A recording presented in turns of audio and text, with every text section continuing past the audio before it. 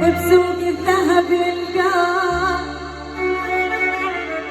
واللي ينفارق محب يمكن سنة وينساه، بس اللي مضيع وطن وين الوطن يلقاه يلقاه.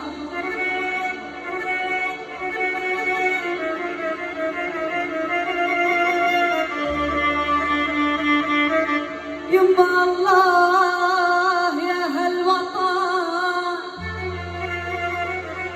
شو مسوي بينا الله، نيرانه تحرق بالصدر واقول يا والله لو الف كل العالم ما القى مثل العراق والله.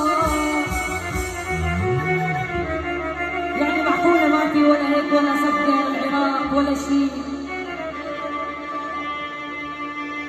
شو هذا؟